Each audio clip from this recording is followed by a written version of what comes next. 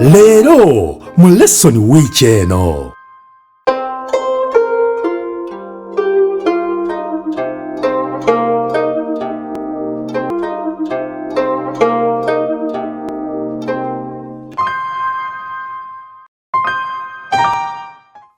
Omulungi mukwano gwaffe ali ku 3ABN television twala omukisa guno okubuuzaako mu linnya egganzi lya Mukama waffe Yesu Kristo n'enkwebaza kubanga essaawa zino tuninze kanti walina omukisa ogw'okwaniriza mu puroguramu yaffe essomo lya wiiki wano nno tuba ku lesoni yaffe eya wiiki nga bw'ebadde etambula nga omwanjuzi wo si mulala nze Yonasaani Matovu omwana munnagomba siisenzeka mukwana tulaba ndina ettiimu yaffe ey'abasajja n'abakazi mu Kristo Yesu. Kabeyanjule gye tuli ate tubeere nga tugenda mu maaso n'enteekateeka nga bweyimiridde.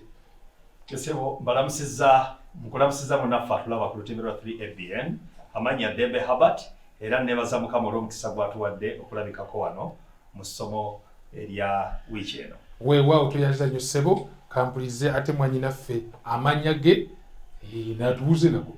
Nange mbanirizaako mu linnya lya Mukama waffe Yesu Kristo.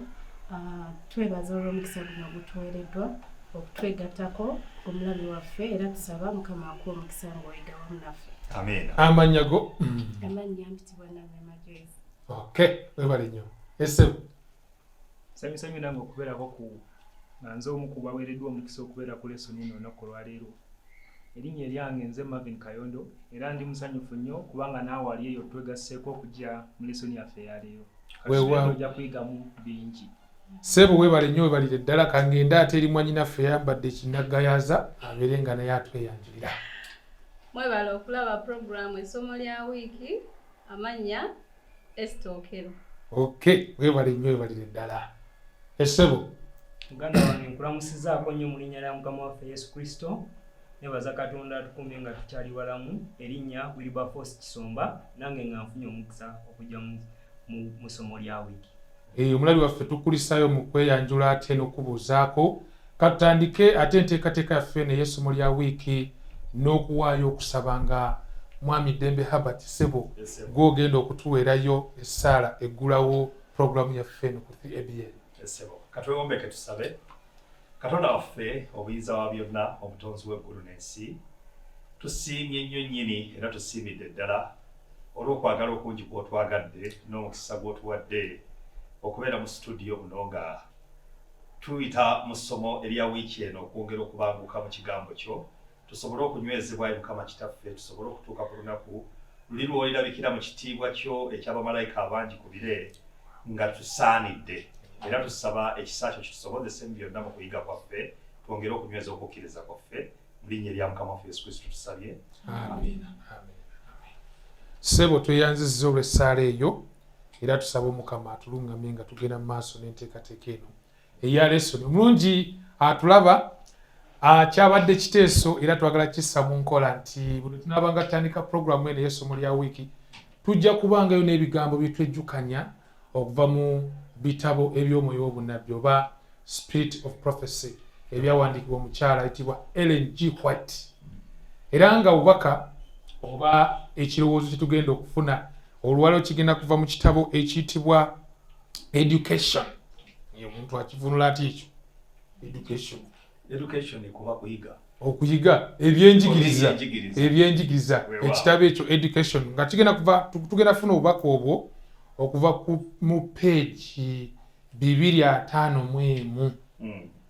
Kirowoozo eri ffenna abali mu Sabbath School Lesson for Adults oba essomo erya sabbiiti ngambe nti essomo lya sabbiiti ekyokuyiga eky'essomo lya sabbiiti ery'abakulu nga tugenda kifuna okuva ku peegi 251.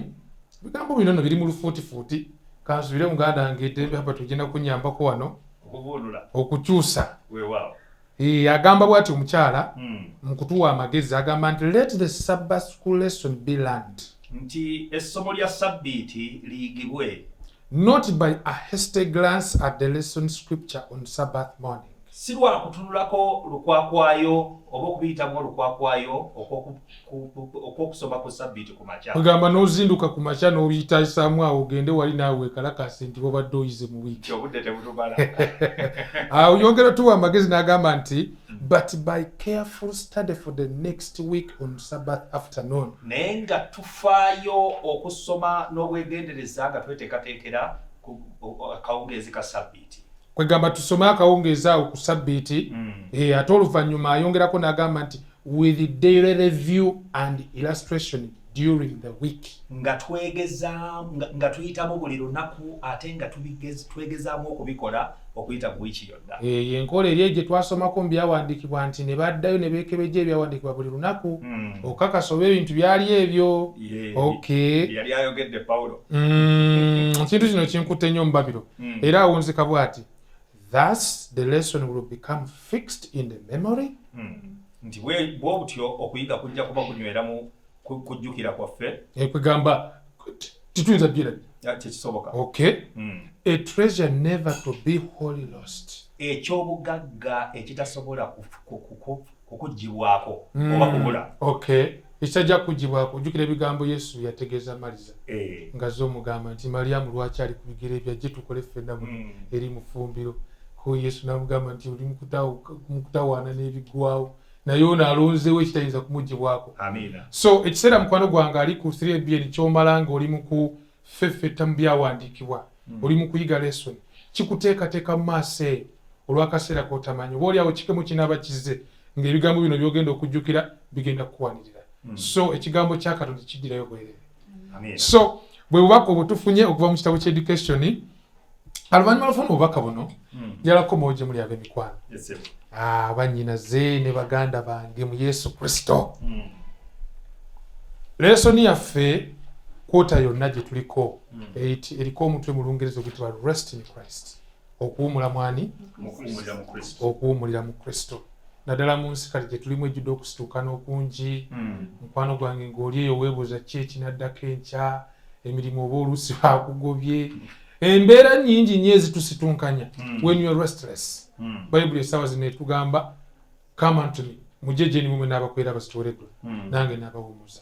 So lesoni omutwe gwonna ogwa kwota gutulaga nti ekiwumulo kiri Mukama waffe Yesu Kristo.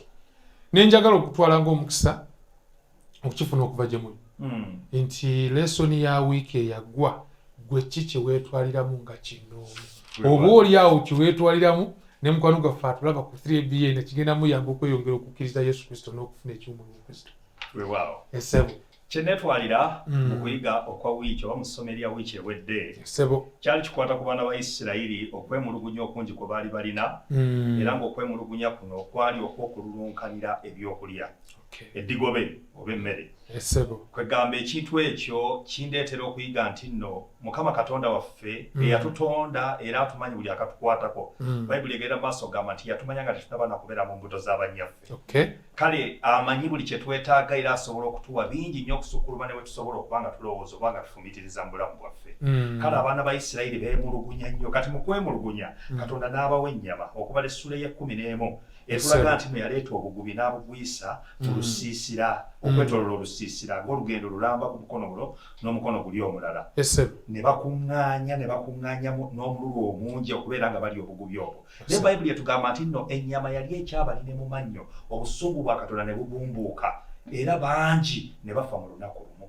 Kale ekyo kitulaga nti nno mu butuufu baali tebawummula baali tebakkiriza Katonda nti asobola okubalabirira era ebyo bye yali abawa mu kaseera ako emmaanu gye yali atonyesa okuva mu ggulu y'emmere eyali yeetaagisa gye baali basaanidde okulya era yali ebamala bumazi. Kwegamba ofunze restlessness causes dissatisfaction. Obutawummula oba okusitunkana kuleetera omuntu obutamatira. Yes mwannyinaze ki kye weetwalira mu lesoni ya wiiki eyaggwa? Lesoni ya wiiki eyaggwa eyagala okutujjukiza nti buli lwe tubeera nga tetuwummula kibeera ku mutima kibeera ku bwongo obwongo waffe tebugenda wumula ate kigenda tuleetera okubeera abajeemu eri amateeka ga Katonda n'obulamu bwaffe.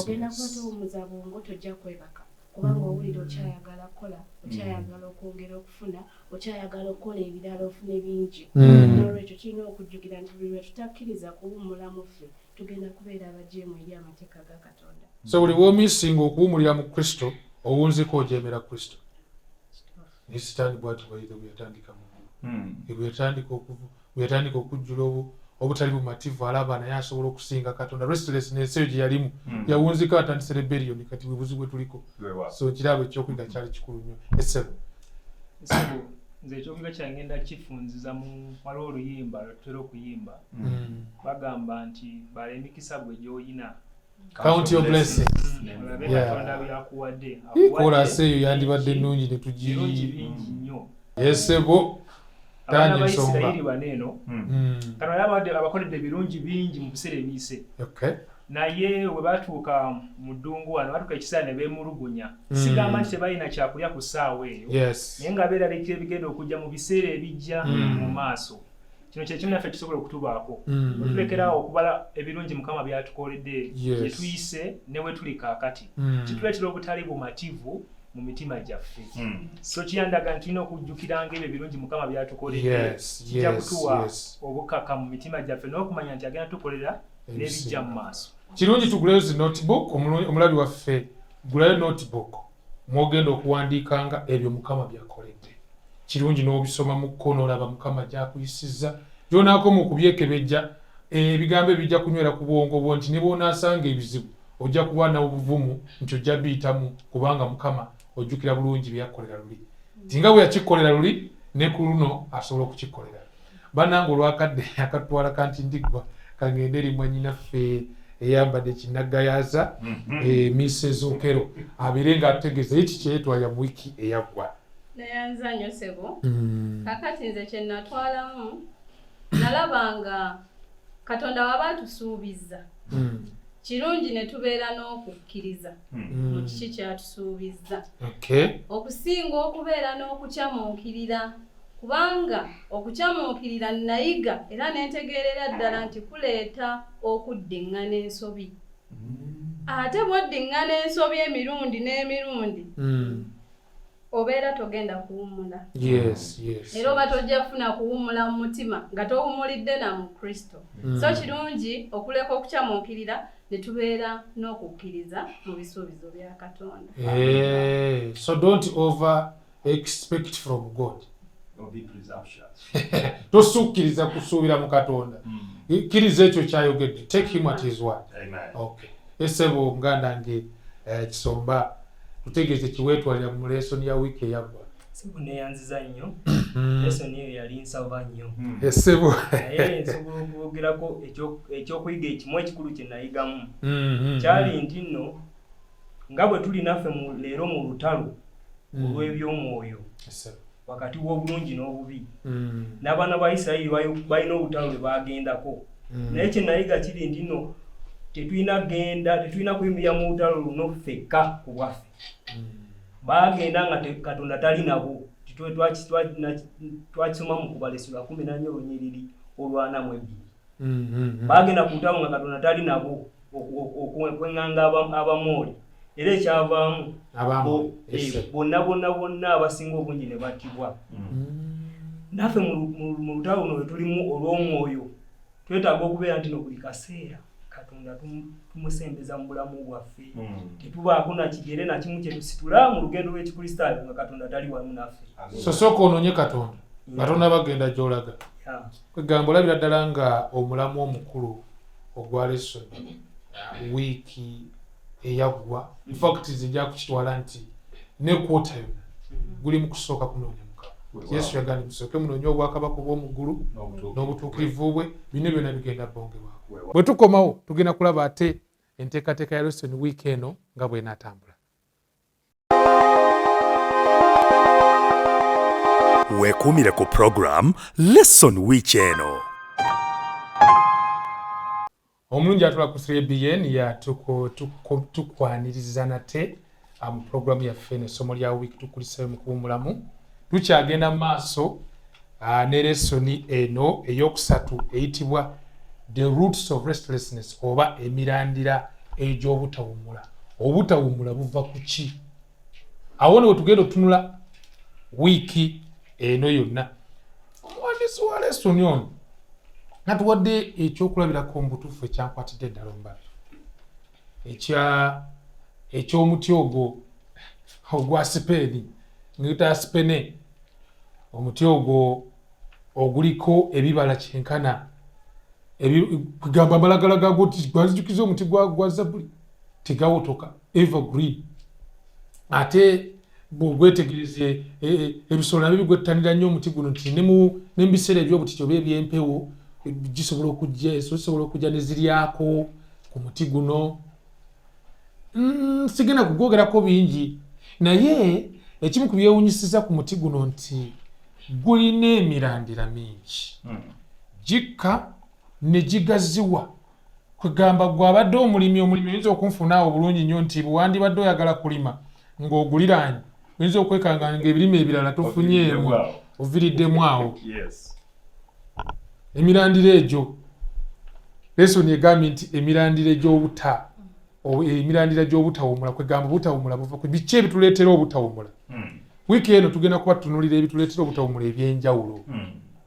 Tundu kati okuva ku Sanda, Mande, n'olaba nga waliwo cause of restlessness oba emirandira egyo. Ne muffe mwegiri mu mitima gyaffe. Giyinza oba nga gyekwese atulaba. Tugenda kuba tugizuula olwaleero.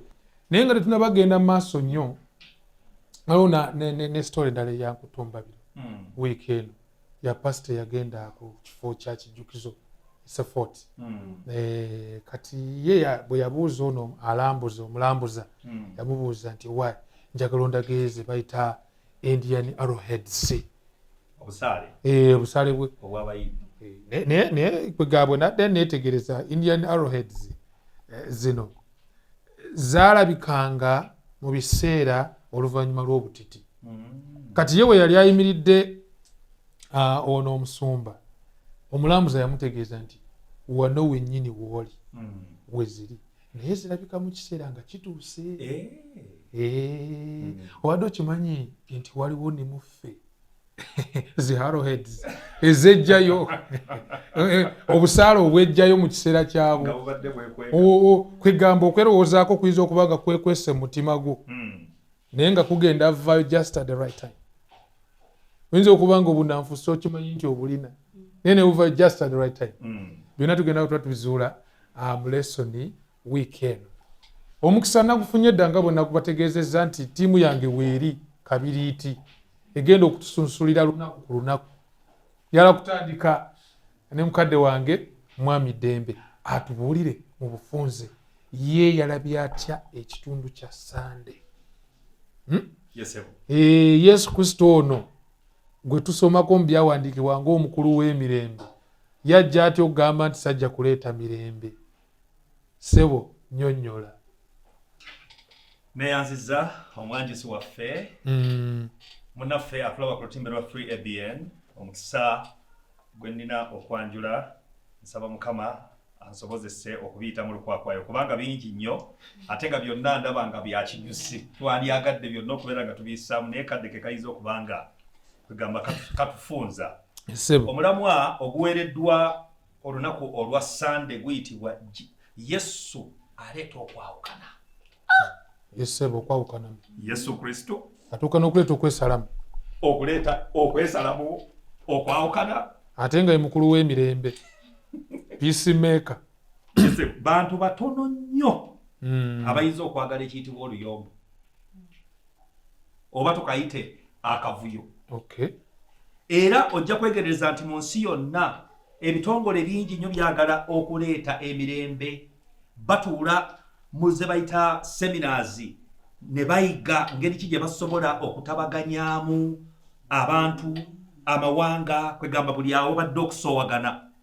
Ekitegeeza emirembe gikola ki? Gyagalibwa. Era ojja kulaba nti nno emirembe kye kimu ku bintu ebikyasinze okwettanirwa abantu. Naye kijja kitya ate okutugamba okuva ku lunyiriri bwewegereza okuva ku lunyiriri Matayo essula 10 okuva ku lunyiriri 34 okuva ku 39 tujja kusomayo mangu nnyo. Sebo gamba kitabo ki? Matayo essula 10 okuva ku lunyiriri 34 okuva ku 39. Matayo essula 10 Bayibuli yatugamba nti temulowooza nga nti najja kuleeta mirembe ku nsi. Sebo Sajja kuleeta mirembe wabula kitala. wabula ekitala ekiki ekitala Yesu yayogera ebigambo bino weewaawo nti kubanga najja kwawukanya omwana ne kitaawe omuwala ne nnyina omugole ne nnyazaala we abalabe b'omuntu banaabanga ba mu nnyumba ye ayagala kitaawe oba nnyina okubasinza nze tansaanira ayagala mutabani we oba muwala we okubasinza nze tansaanira oyo Yesu yayogera ebigambo ebyo essebo n'oyo akwata omusaalaba gwe n'angoberera ennyuma wange n'oyo atakwata n'oyo atakwata musaalaba gwe n'angoberera ennyuma wange tansaanira alaba obulamu bwe alibubuza era abuza obulamu bwe olwange alibulaba ebigambo bino bw'obanga obyegenderezza n'obifumiitirizaako bulungi nnyo bw'obanga togenze kuyiga na kumanya makulu ki Yesu Kristo gwe yayogeramu ebigambo bino oyinza okwesanga nga otebuse n'okutebuka n'ogamba kijja kitya ate Yesu Kristo ayogerwako nti yajja kuleeta mirembe ate okugamba nti alese kitala era ssebo kye tusabaawo tugeraageranyize omuntu ono ategeere Yesu bulungi kiki kyaluubirira mu bigambo bino yeekontana oba nedda we twagala ssebo otunywereze naddala ku nsonga eyo eya Sunday Jesus brings division aleeta okwawukanamu kati nno Yesu bw'agamba nti teyajja kuleeta mirembe ku nsi wabula kitala ategeeza kiruwa tulaba mu Matayo essula y'ekkumi olunyiriri lwa 23 nga bwe tusomye nti kiyinzika kitya nga twebuuza kiyinzika kitya agambe nti temulowooza nti najja kuleeta mirembe ku nsi kati sajja kuleeta mirembe wabula ki ekitala kati kiyinzika kitya okubeera ng'ate Yesu Kristo agambibwa okubeera nti aleeta mirembe bwe tusoma Luka bw'oba osobola okubikkulawo mangu nnyo essula ey'okubiri olunyiriri olw'14 Luka 2:14 tulaba oluyimba olw'abamalayika nga Yesu Kristo atojje ku nsi kuno azaaliddwa 2:14 agamba atya Bayibuli egamba nti ekitiibwa kibe eri Katonda waggulu ennyo ne mu nsi emirembe gibe mu bantu abasiimibwa kitegeeza Yesu Kristo okutonnya ku nsi kuno yaleeta mirembe essebo eri abantu mu bantu abakola ki abasiimibwa kati ate bw'ovaawo ne Isaaya naye yalagula mu Isaaya essula ejja kubeera ya mukaga olunyiriri olw'omwenda Isaaya essula 9 essula 9 olunyiriri olw'omukaaga Isaaya ng'alagula agamba bw'ati akasembayo akatundu agamba nti ateesa ebigambo Katonda ow'amaanyi kitaffe ataggwaawo omukulu ow'emirembe kakati ebigambo bino ate okuva mu kamwa ka Yesu kennyini okugamba nti naleese kwawula kijja kitya kijja awo wetuli awo twagala okutegeera nti enjiri bubaka obw'ekitiibwa era obuleeta emirembe weewaawo obw'emirembe n'okwagala kwa Katonda eri abantu era omukisa Yesu gwe yajja okuleeta kwe kutabagana n'emirembe kwe kutuleetera ffe okuddamu okutabagana n'emirembe kubanga Yesu mirembe naye omukisa Yesu gwe yajja okuleeta ogw'okutabagana n'emirembe yalekawo ekitiibwa eky'obufuzi ffenna kye tulaba mu ggulu ku nnamulondo ey'obwakatonda obwakatonda bwe n'abwambaza omubiri oguvunda bw'obanga okigenza ebuziba ojja kwesanga nti no tekyali kyangu nnyo naye lwaki akikola asobole okutabaganya abantu abaali baabula okujeemera Katonda kubanga tebamukkiriza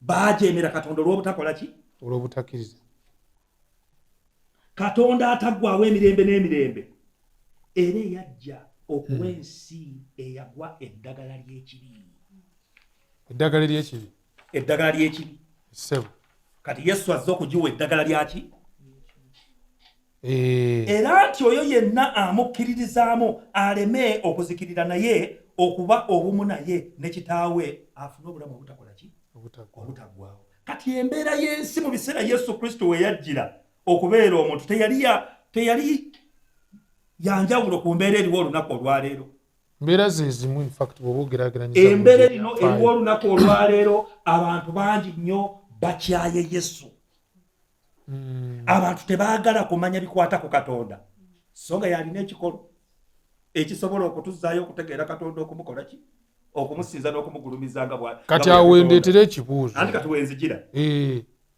kaakati Yesu ajja kakati Yesu mu kujja waliwo abantu bikula bibiri waliwo abaagala okwaniriza esebo amazima ga Yesu Kristo kwegamba ekikolo kino ekyeddagala kyaleese bakikkirize bakitwale ate ne wabeerawo abaawukana nakyo naye banya abasinga okwawukana nakyo waliwo abayitibwa abafalisaayo abawandiisi the scribes yes abasadukaayo abantu abaali balowoozebwa okuba nti no bamanyi ekigambo kya Katonda abayivu balabayi abaali bamanyi okutaputa ekigambo kya Katonda naye nga bakitaputa kifuula nnenge nga baagala bo okwekkusa era Yesu Kristo ayogera mu byawandiikibwa nti abo tebamanyi Katonda era tebamanyi maanyi ga Katonda.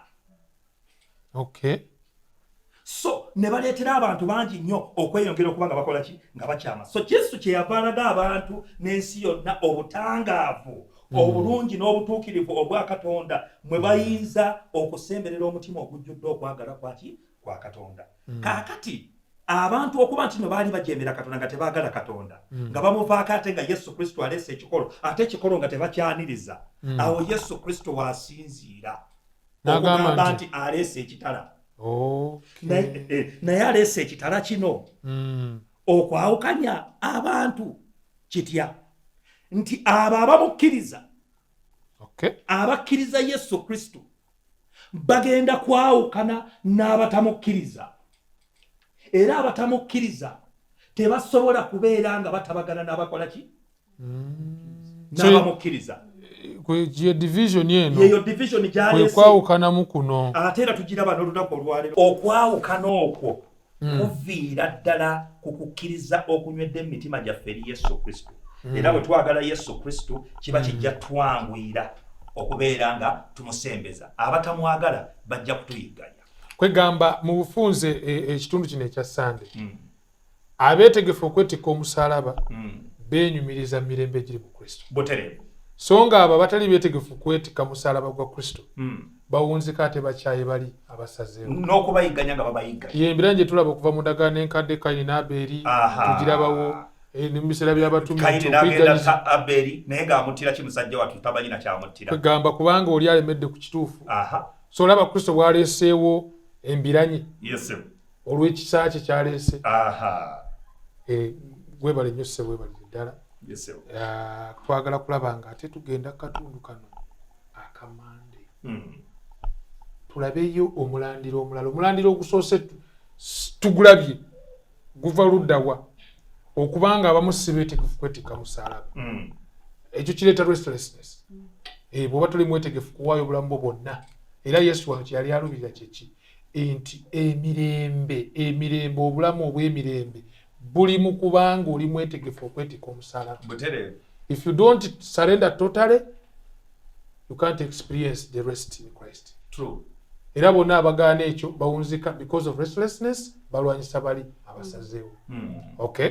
Kati waliwo ate omulandiro omulala guno gwo tegwejjaayo nnyo nti oba olkuba abantu bakwetoolodde yaguli omwo mulandira kyogwo tugenda katundu ka Mande atulaba ali ku 3BN mwanyinaffe tuli wamu naye wano Sister Joy agenda kuba atunnyonnyola mu bufunze ekitundu kino ekya Mande. Omulabi waffe twongera okwebaza olwakaddeko waddeyo okubeera ng'oyigawamu naffe tujja kwebaza n'atukulembera mu puroguramu eno omuyizi omu gwe tubadde naye ab'okutunnyonnyola akatundu aka Sande. Tulina akatundu akalala ate omulandiro omulala ogwongedde guno guli nnyo mu bantu bangi bagulina ate ng'ojja kwesanga nga abasinga abagulina tebamanyi na kumanya nti bagulina. Mulandira kikono mulandira kyogwo omulandira guno gutumalako emirembe guyina omutwe ogugamba nti okweyagaliza okwerowoozaako oba okwerowoozaako selfishness fenga abantu okwerowoozaako n'obeera nga gwe buli kimu olowooza kyandibadde kibeera kikyo kyandisaanidde ggwe ng'omuntu kyandibadde kikyo nga n'abalala tonnaba balowoozaako kijja kitya nno okubeera ekibi kuba wano mu kuyiga kwaffe tulaba nti kino kyekimu ate ekikyasinza okubeera ekibi ennyo mu maaso ga Katonda kijja kitya okubeera ekibi. Tuweebwa olugero okuva mu kitabo kya Luka essuula eya 12 olunyiriri 13 okutuuka ku olunyiriri olwabirimu olumu era wano nga tulaba olugero olw'omwami ono. Imagine oba weewuunya omwami ono yali mugagga ng'alina ebyobugagga ebyenjawulo, alina amataka, alina amayumba, alina kye yeekoleddewo, ng'alina ky'alinawo. Ojja kwesanga nti omusajja akoze ssente ze, alina ennyumba ye naye ate tawummula, ensimbi zimuwulira. Ekiro abantu abo kizibu nnyo okubasanga nga bafuna obudde okuwummula obumala, wabula ajja sigala ayaayaana. Ayinayo akayumba naye ng'alowooza nandifunyeyo nno akayumba akalala, nandikozeeyo kino ekirala, nandikozeeyo ka investment akalala we nanditadde ssente zange. Ki ekireetera kino? Ng'omwami ono, omwami ono gwe tulaba mu lugero lwaffe wano olwatuweereddwa lwaweebwa Yesu Kristo ng'ayiga wamu n'abantu be yali ayigiriza, era nga wano we twafunye n'ekibuuzo kye tugenda okwongera okulowoozaako ekigamba nti okwetegekera okutegeka nga twetegekera ebiseera by'emaaso kibi. Tewandyetegekedde gwe ng'omuntu, tewandibaddewo kyotegeka kyonna mu biseera bya maaso gwe ng'ekikyo ng'omuntu, kubanga omusajja ono tulaba nti yali alimye ebintu ebyenjawulo era Mukama n'amuwa omukisa nno ne bibala, ne bireeta ebibala ne bijja nga bingi. Omusajja ono olw'okubanga yalinamu kuli okweyagaliza, okwerowoozaako ye nga ye, we yatunuulira ng'afunye ebibala bino ye kye yasooka okulowooza nti wabula no sitowa zino ze nnina ziyinza obutasobola kufuna bino byonna byengazizza, n'olwekyo kanzimenye nteekewo endala engazi ennene nsobole oteekamu ebintu bino byonna neetegekere maaso, nsobole okubeera nga sijura sinyora wabula nina kyensobola okukola ki securing your future.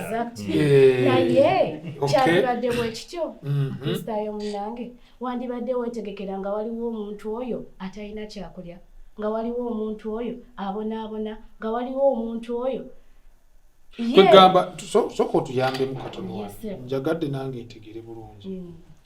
Si kibi okwetegekera eby'omu maaso. Omulabi waffe nozokkanya naffe ku nsonga eyo. Kati ate obuzibu bw'omusajja ono buli ludda waabwe twagala omumanyaawo, kubanga okwetegekera eby'omu maaso kirungi. Then what's the problem with this man? Nandiyagadde tusome mu ddakiika emu awo. Nandiyagadde tusome mu kitabo kyaffe era kye twaweereddwamu olugero luno ekya Luka essuula y'e12 olunyiriri lw'e15. Obuzibu buvaawa? Obuzibu tebwandibadde kukwetegekera oba kuseevinga, wabula bwandibaddewa. Tujje mu lunyiriri olwo tusobole okufuna. Luka 12:15 Bayibuli egamba nti n'abagamba nti mutunule mwekuumenga okwegomba kwonna, kubanga obulamu bw'omuntu si bye bintu ebingi by'aba nabyo. Awo we wali ekintu ekituufu. Obulamu bwo si bye bintu ebingi by'olina, si bwe bugagga, si ze ssente z'osobodde okuseevinga ku bbanka, si ze ssente z'osobodde okugulamu ennyumba ennyingi z'olina. Awo si bwe bulamu. Actually Matayo essuula ey'omukaaga olunyiriri olwabiri lutugamba nti ebyobugagga byaffe tulina biteekawo, kisinga kutubitereke mu ggulu. si kuno. N'olwekyo tujjukire mu byonna ne still tulaba nti era n'okwagala kusobola okutuyamba okweggyamu ekintu kino ekyokweyagaliza ffe ng'abantu. Awo tujja kuba nga tukiraba mu Bafiripi essuula ey'okubiri olunyiriri olwokutaano okutuuka ku lunyiriri olw'omunaana. N'olwekyo paati eno ey'okumande etujjukiza okubeera n'okwagala okwo tusobole okweggyamu okweyagaliza ffe ng'abantu. Ate ebyobugagga byaffe tujjukire wa gye tulina obiteeka eyo mu ggulu, si ku nsi kuno. Webale nnyo, webalire ddala. So katundu ako akamande awo no waliwo okulabula kunene. Bayibuli tevumirira kuba na bugagga, wabula evumirira okwagala obugagga. Okwegomba obugagga y'ensibuko y'ebibi byonna. Eri ewaffe egindi tugamba nti okwagala ebintu kyekikolo ky'ebibi. Ebintu si bibi, kuba Yesu yennyini ffeeza ne zaabu, naye okubyagala, okubirulunkanira, okwerowoozaako kufundikira ku kuzimbyemu n'okugaana Katonda. So omulabi waffe ensonga eyo ey'okwerowoozaako gw'omanyi naawe okuyinza obeera mu mutima gwo. Baitha Katonda nnyo nga tugenda ku Tuesday. Ebigambo by'oku Mande byanzijjukiza omwanisire White. bw'aba ayogera ku kigambo selfishness and pride agamba it is the most incurable. Ekitawonyezeka. Mu kitabo one of the statements mu kitabo kye bayita Christ Subject Lesson kimu ku bitabo agamba nti it is the most offensive before God. Kwegamba kisinga okwenyalwa Katonda mu maaso ga Katonda okwerowoozaako n'amalala and most incurable. Si kyangu kuvunuka. Era Kristo yekkanga gw'okwasiza omutima gwo mu bujjuvu. Ayinza okusiguukulula omulandira gw'okwerowoozaako. n'agujjayo ku kikolo. Yekka. Katugende ku Tuesday oluvannyuma tujja kuba tuwumulamu muganda wange Kayondo Marvin sebo tutegeeze Tuesday yo ebirooto ebyewaggwa babisa ebirooto Tuesday aliko omutwe oluzungu ayinza okuyita ambition oba mu Luganda nga bwakinyonyodde awo naye Oluganda abamu kufa abali wano emyaka gyaffe tuyinza okuba tetutegeera bulungi okuluubirira okusukkiridde. Yes, omuwandiisi omu yakiisa okuluubirira ekisukkiridde. Okuluubirira tekyandibadde kibi naye tutuluubirira ekisukkiridde ennyo awo obuzibu bukola ki buva. Batuwadde olugero mu kitabo kya Luka essula ya 22 olunyiriri 14 paka ku lwasatu. Wano tulaba nti twali mu wiiki ya Yesu esembayo. In fact omuwandiisi omu yawandika n'agamba munzikize nkyogere mu luzungu tugenda kivuunula agamba nti we should spend a thoughtful hour every day contemplating the life of Christ, especially the closing scenes. Mwabidde osobola okunyama n'okyusa ku bigembe. Tulina okumala essaawa ey'okufumiitiriza buli lunaku everyday. We should spend a thoughtful hour every day tulina okumala essaawa ey'okufumiitiriza buli lunaku contemplating on the life of Christ, nga tufumiitiriza ku bulamu obwa Yesu, especially the closing scenes. naddala ebyaliwo mu ssaawa ezisembayo. So tulaba wano past Tuesday tuwa ebimu ku byali bisembayo mu bulamu bwe. Tulaba wano nti tuli ku mbaga ng'agenda olunaku actually ekiseera ekiki ekisembayo ng'atuuse n'okugenda okukola ki ate ogenda okuweebwayo ku musaalaba. Naye ekikwasa ennaku nti abayigirizwa be baali balina akantu akabakutte. Bwe tugenda mu kitabo kya Luka essula ya 22 olunyiriri Luka 22 batwadde olunyiriri 14 paka ku lwasatu sigenda zisoma zonna. Naye ngenda kusoma ko ezimu. Ono Yesu ali ku ntebe ku mmeeza bagenda kulya ekijjulo ekyo. Mu kiseera ekyo ffenna ffenna kye tusomako n'okirowoozaako n'owulira nga oli mu kulowooza ku biseera ebyo ebisemba eddala ebya Yesu ng'amaze n'okubawa ekikombe bali mu kunywa. Bayibuli etugamba mu 2:4 ekyabagira mu bwongo bwabwe. Bayibuli egamba nti ne wabaawo n'empaka mu bo nti ani ku bo alowoozebwa okuba omukulu. Ne ku mmeeza eno yennyini ekintu kino kyali tekinaakola ki kusiguukulwa mu mitima gyabwe. Baali baagala kulaba ekifaani akoze ki ani asukkuluma ani asinga okubeera waggulu. Bayibuli yatulaze bulungi nsigwe mulungi ogwali gusoose okweyagaliza ekifo ekyali kisingako. Tugenda mu kitabo kya Matayo essula 18 olunyiriri olusooka atuuse yasobola okunyamba n'atusomera Matayo 18 olusooka. Olunyiriri olusooka agamba nti mu kiseera ekyo abayigirizwa ne bajja eri Yesu ne bagamba nti kale ani omukulu mu bwakabaka obw'omu ggulu? Kyali kibaddewo okwo kale ani omukulu mu bwakabaka bwani obw'omu ggulu. Yesu teyabaleka bulesi yabawa ekyokuddamu. Olunyiriri olwokubiri n'olwokusatu bitugamba nti n'ayita omwana omuto n'amuyimiriza wakati waabwe n'abagamba nti mazima mbagamba nti bwe mutakyuka okufuuka ng'abaana abato temuliyingira n'akatono mu bwakabaka obw'omu ggulu. Yali yakiddamuko ebiseera ebyayita n'abalaga n'ekifo kye balina okukola kyokubaamu babeere ng'omwana omuto nga bakyuse nga bali ng'omwana omuto. Naye era ne mu kiseera ebisembayo kino ky'ekintu kyekimu ekyali kibatwalidde obungu. In fact Bayibuli etulaga si wewoka ne wagenda mu kitabo kya Matayo still essula ya 2 tulaba baafuna obuzibu bwe bumu. Abasajja abayigirizwa babiri Yakobo ne muganda we Yokaana bayita mu mama waabwe. Mama waabwe bayitamu bamuyitamu ne bamugamba nti genda otusabire ogambe Yesu mututegeereze ekifo. Tegeeza atuwe ekifo nti nze omu atule ku mukono ogwa ddyo n'omulala atule ku mukono gwe ogwa kkono. Abayigirizwa abalala baakirabanga abayigiriza bana babiri bali bagala bakuba kikono bo beesooke mu bifo ki ebisinga okuba ebyaki ebinyuvu ebisava ddala naffe bayirayo tulina obuzibu bwe bumu ebiseera ebisinga tukokisa ntuluubirira ebisukkiridde naye ekikolo kiri kimu ekikolo ekyatuweereddwa oluzungu yakyuse conversion Oluganda n'agamba nti okukyuka kw'omuntu musingi gwa maanyi mu kufuna okuwummula mu Yesu. Bwe tumanya nti twetaaga obuyambi okuva wabweru, mangu nnyo tukiraba nga tetulina kwesigama ku busobozi bwaffe, wabula okwesigama ku Yesu. Eddagala liri wabweru okuva mu ffe. Twetaaga amaanyi agali kwani ku Yesu. Era byonna kasatu n'amwekwasa ajja tuwa amaanyi ago, atuvuunise ne kuno okweyagaliza oba okuluubirira okusukkiridde. Sebo webale nnyo webalire ddala. Awo mulabi waffe atuwumulemu ate tujja kubanga tukomawo mangu nnyo tugende mu maaso n'enteekateeka eno eya lesoni ya wiiki. Lesson Week eno.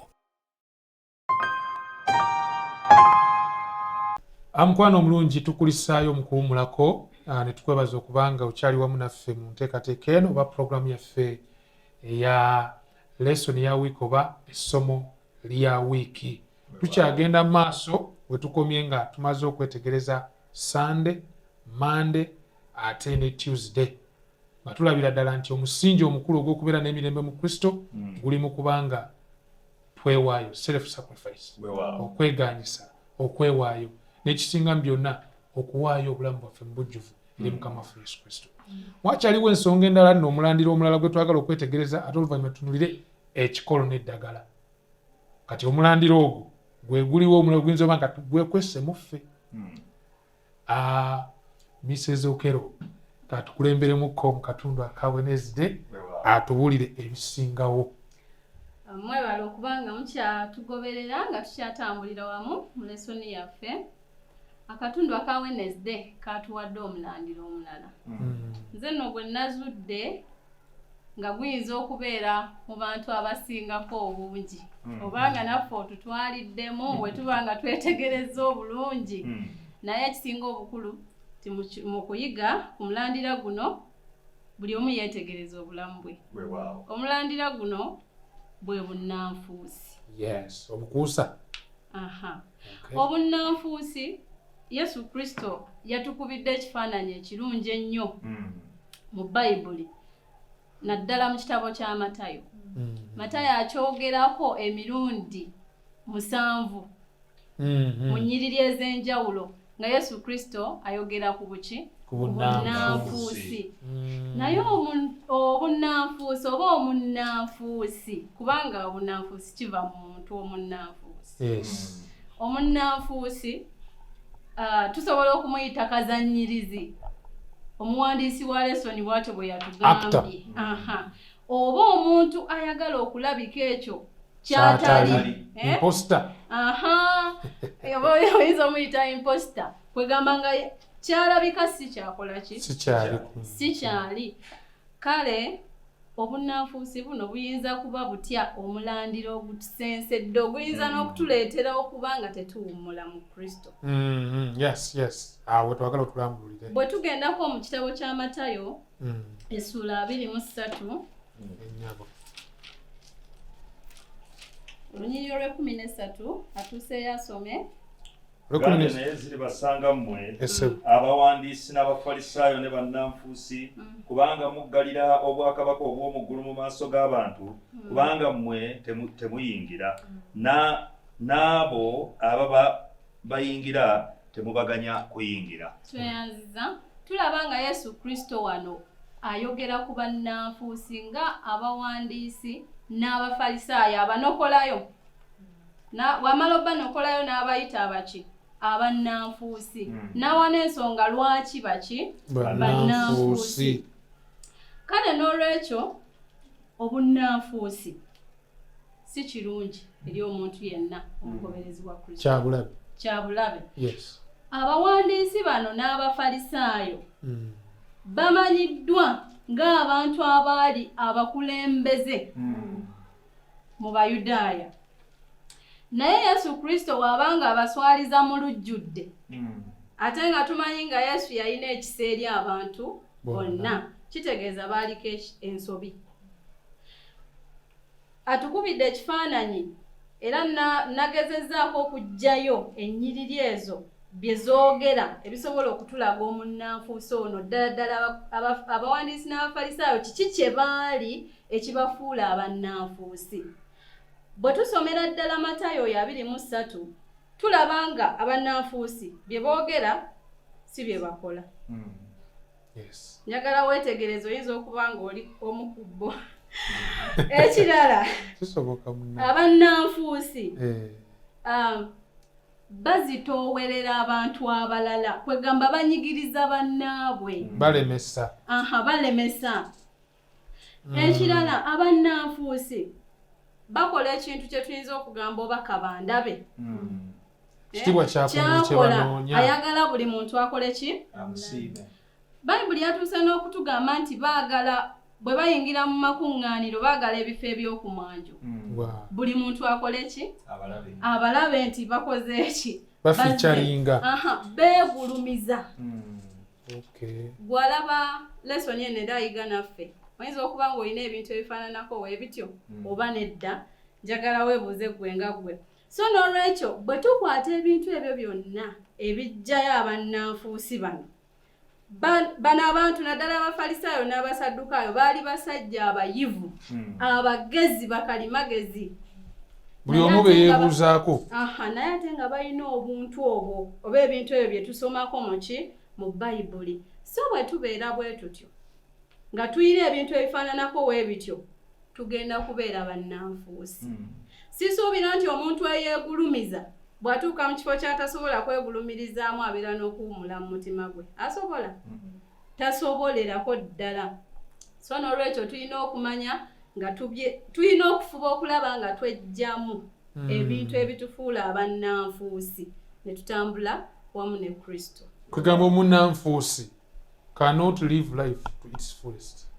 Kiri Yesu kyagamba nti najja zibe n'obulamu ate obungi tasobola kifuna kulwaki nti deep down mu ye there is no rest. Oba kiraba kungulu agezaako obawa abantu ekifaananyi kyatale. Yesu kyava abayita mbigambo byogedde awo ebiwera mu ssula eya 23. Yesu alina wagamba nti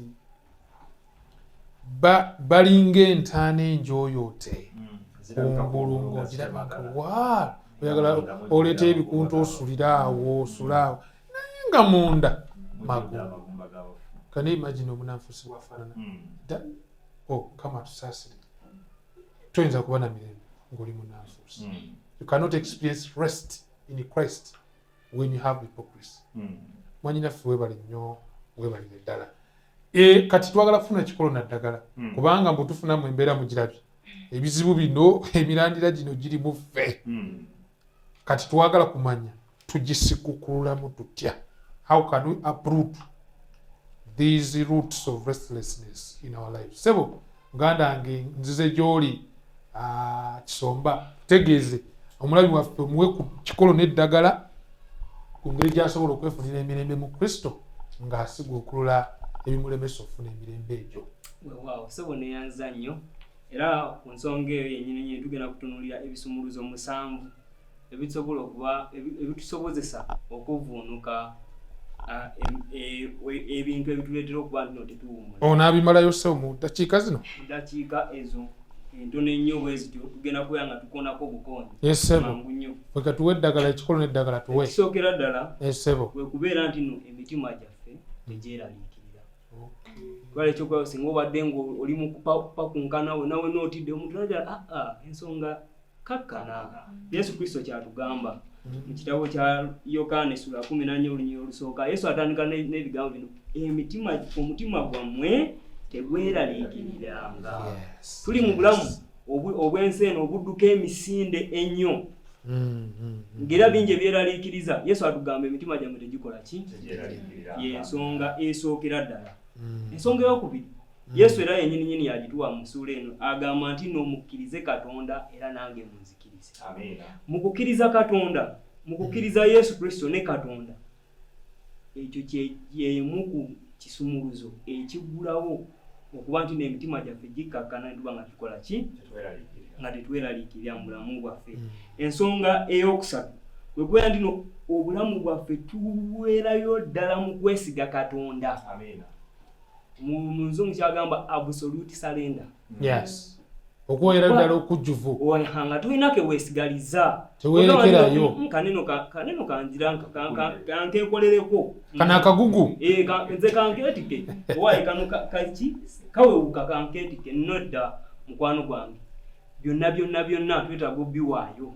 Mikono gyaffe. Nogamba Katonda obulamu bwange, abaana bange, ebisolo byange, buli kimu bizinesi yange byonna biri mu mikono gyo. Sinze ekyo kyekimu ku kisumuluzo ekijja okutusobozesa. Ekyokuna okumanya nti nno tuli batambuze mu nsi. Okumanya nti tuli batambuze. Ngenda kusoma olunyiriri luli mu Bebulaniya essula 11 bwe tuyigira ku basajja baneeno abaaliwo mu kiseera ekyedda be tuyita ba patriarchs oba bajjajjaffe.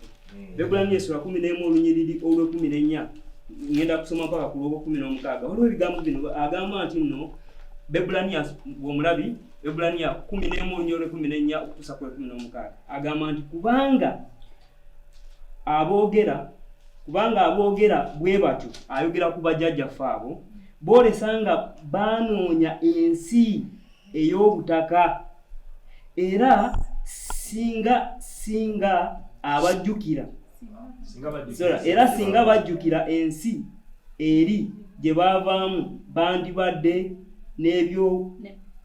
n'ebbanga okuddawo. Naye kaakano beegomba ensi kankuyambeko.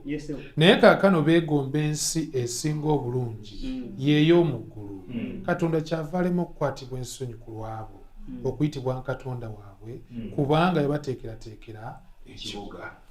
Kati bwe tutunulira ekyokulerako ky'abajjajjaffe waneeno kuba tugambe nti no beerabira ne gye baava. Bulamu bwaffe twetaaga okwerabira ebyensi eno etuba nga tuzze eri Kristo. Ne tutabeera nga ebyatweraliikiriza luli eri nga tweraliikirira ebyokunywa ebyokulya ebyokwambala nga bikyatweraliikiriza. Twetaaga okubeera mu lugendo olw'omuntu omutambuze. Omuntu atambula tosobola kubeera nga ogenda kubeera nga ebirowoozo bitwalibwa ebintu by'osanze mu kkubo. Kwegamba otuuse e Maya naye olowooza byerukayo ng'ate ogenda Kampala. Ogenda Kampala olina kugenda bugenzi. Eyo y'emu ku nsonga tulina okukimanyira ddala nti tuli baki batambuze mu nsi muno. Ensonga ey'okutaano tuyamba okuvvuunuka obutawummula kwe kumanya nti nno okuwummula kutandikira mu Kristo. Matayo essula 11:28 agamba nti no mujje gye ndi mmwe mwenna abakooye era abazitoowereddwa nange n'abawummuza. Okuwummula mu bulamu bwaffe kuli mu Yesu Kristo. Kino nno kikolo kikulu nnyo oba nsonga nkulu nnyo kuba nti obulamu bwaffe tubukwasiza ddala Yesu Kristo. Era alina n'ebisuubizo ebirala byatuwa. Tewali n'ekintu n'ekimu mu bulamu bwaffe kye tusobola okukola awatali ye. Eyo ensonga ey'omusanvu. Awatali ye tewali n'ekimu kye tusobola kukola ki? Kubanga byonna biri mu ye. Bwe tusoma mu kitabo kya Yokaana essula 10 olunyiriri olw'e10. Yokaana essula 10 olunyiriri olw'e10. Atuuse asobola okutusomera. Ogamba ekitabo ky'essebo? Yokaana essula 10 olunyiriri olw'e10. Yokaana 10:10 agambye nti omubbi tajja wabula okubba n'okutta n'okuzikiriza. Nze najja zibe n'obulamu era zibe nabwo mu bungi. Yesu Kristo yajja tubeere n'obuki n'obulamu. Yesu Kristo yajja tufune okuwummula. Obulamu si bwa kulya na kunywa kwokka naye mu bungi bwonna obulamu bwaffe. Life its fullest. Mwenjagala okiyita omwana Mungereza bw'akiyita. N'olwekyo Yesu Kristo y'ensibuko yaakyo era yatukulembera. Tusoma mu kitabo ky'Abafiripi essula 1:6 tutulagira ddala nti oyo yatandika omulimu omulungi mu ffe ajja kugutuukiriza. Yesu Kristo ekyo kisuubizo ky'amaanyi nnyo nti mu buli kimu kye tukola tetulina kwetunuulira, twetaaga kutunuulira Kristo kubanga buli kimu agenda kituukiriza nga bwe yakisuubiza. Era ekisemberayo ddala okuyita okukulu Katonda kwakola kwe nandyagadde mu muganda wange okwetwalirenga kukwo kusanga mu kitabo kya Yeremiya essula ey'okusatu olunyiriri olw'abiri. Agamba mukomeewo mmwe abaana abaseseetuse nange n'awonya okuseseetuka kwammwe. Laba tuzze gy'oli kubanga gwe Mukama Katonda waffe. Okusesetuka kwaffe okwaleetebwa olw'ekibi n'ebyo byonna byonna bye tutunuulidde ebituleetera obutawummula, Katonda atuyita tukomewo. Agenda kuwonya okusesetuka kwaffe, era nga ebigambo bino bye bitugamba Yeremiya bw'ayogera nti laba tuzze gy'oli kubanga gwe Mukama Katonda waffe. Ekyo kube okusaba n'okwa buli omu muganda wange ali mu studios nti laba tuzze gy'oli kubanga gwe Mukama Katonda waffe. Amen. Sebo webale nnyo webalire ddala olw'okutuwa ekikono n'eddagala okusobola okuba nga tuvuunuka obutawummula mu Kristo. Butuufu bintu bino bwe bitunuulidde ndabidde ddala nga twetaaga nnyo Mukama waffe Yesu Kristo. Nsuubira n'omulabi waffe obadde impressed nkiyite nti osikiriziddwa okulaba nga otunuulira obwetaavu obw'okubeera mu Kristo. Twala kunzika n'essaala mwanyinaze Namulema Joy katuweereyo essaala egenda okuba nga eggalawo bwetyo tujja okuba nga tutandika ate ku wiiki ejja tuweereyo okusaba. Kati twebaze Mukama Taata omwagala, tukwebaza olw'ekisa n'obulungi bw'otuwadde mu puroguramu eno. Tukwebaza olw'ebigambo byonna bye tusobodde okwogerako era n'ebyokuyiga eby'enjawulo bye tusobodde okufuna mu lesoni yaffe eya wiiki eno. Tusaba n'oyongere okusigala ng'oyogera naffe okuyita mu bigambo bino, twongere obiteeka mu mitima gyaffe n'okubirowoozaako olwo bisobole okukola mu ffe. Era ne mu wiiki eno empya gye tugenda otandika, Mukama otuwe ekisa tusobole okuyiga era tujjukire ebyo bye tuyize ensala yaffe okuyita mu linnya lya Yesu Kristo Mukama waffe. Amiina. Weebale nnyo mukwano gwaffe, weebalire ddala kubanga otambudde naffe okutuusa gye tuwunzikidde. Tusaba ekisa kya Kristo kyeyongere nnyo gy'oli, kikuyamba okwongera okumwesiga mu byonna n'okumusoosa mu byonna. Tujja tutandikirawo wiiki ejja ne ttiimu yaffe eya Sabbath School pano. Ekisa kya Mukama waffe kyeyongere gy'oli. Amiina. Lesson Week eno